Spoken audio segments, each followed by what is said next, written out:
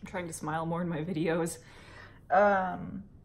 So I'm just gonna go over how I was diagnosed and what I think contributed to it. I am the only person in my family that is type 1. I have a grandpa that is type 2, but he's overweight, he's older, and there's like diet and exercise things with that too. So absolutely unrelated to my version of the disease. So I was born and spent the first chunk of my life in a relatively small and isolated community just south of the Canadian border. And I say isolated because to get anywhere that has like an airport, a Walmart, things like that, you have to drive at least 2 hours in any direction from this area to get to one of those towns.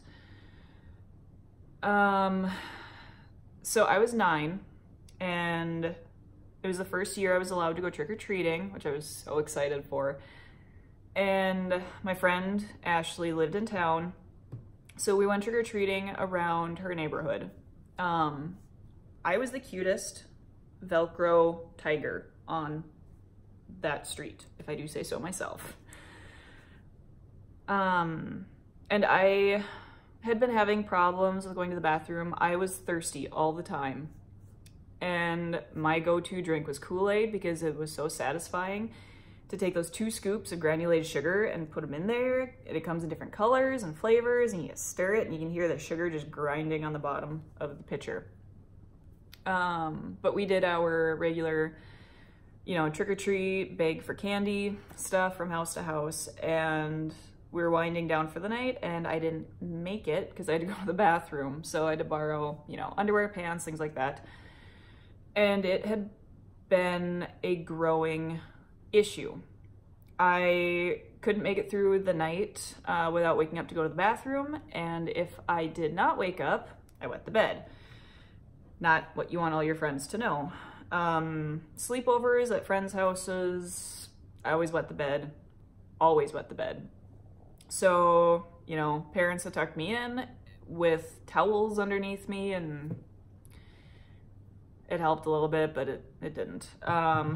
And like, I was a skinny kid to begin with, but I still had an appetite. I was hungry, I was eating, but I wasn't gaining weight. I was kind of losing weight.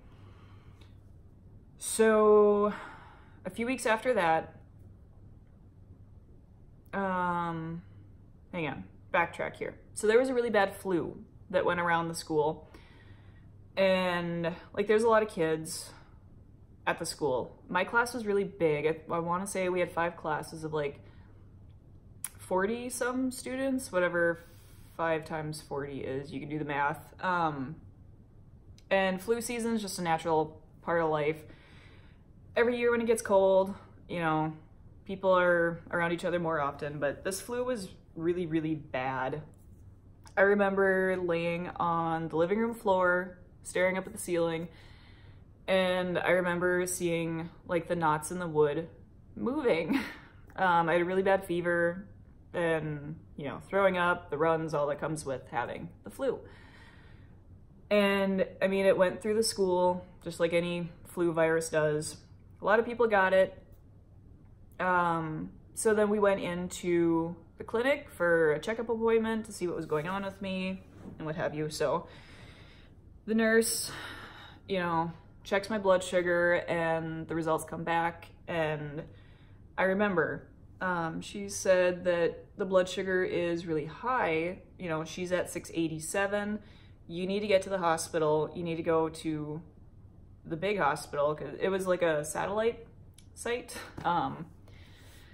So we had to go home, do some packing, because, you know, the nursing staff told us she's going to be hospitalized, so you have to go there as soon as you can. All I remember hearing after that was like a bunch of wah, wah, wah, wah, wah, wah, wah. And I know they gave me insulin at the clinic after they saw my level, and so we you know, start the drive, and it was late. It was like 10, 11 o'clock at night. It was dark out. And I was hungry. You know, my parents were hungry. So we stopped at McDonald's and I had a kid's meal. And we, you know, bear in mind, we had no idea what was going on. I think I'd given my parents like just a vague description of what was going on and what insulin did and why you need it. I don't know. I was in the back seat with my Woody doll from Toy Story, and I was scared and I was tired and I was hungry. So we stopped, we got McDonald's, and then we finally make it to the hospital. They check us into the pediatric unit, and that was the first night I slept just hard through the whole night. I didn't wake up when they came in to like poke me for my vitals or check my blood sugar, things like that.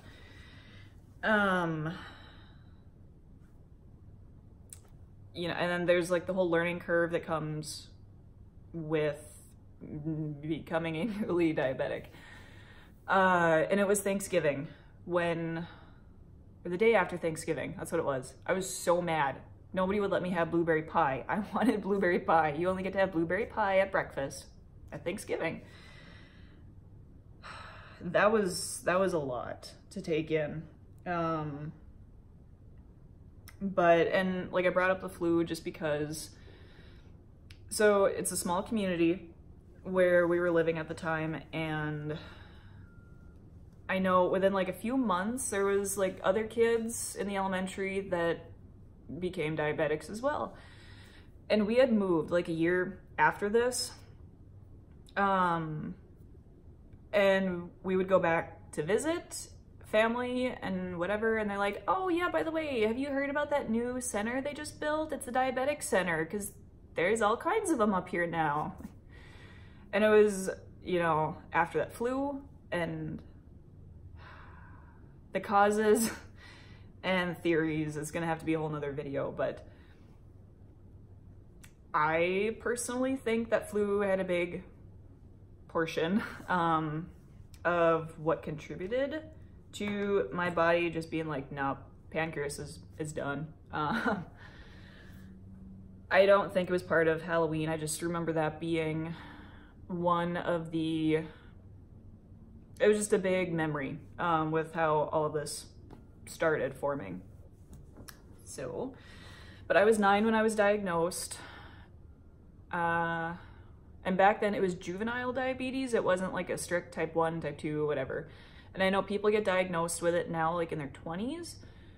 I haven't done research or tried to stay up to date on that stuff, but, and I don't know the other kids in my school that were diagnosed with it. I just remember, like my parents talking to people and hearing about stuff, but there was a bunch of kids that got diagnosed within the same time frame that I was.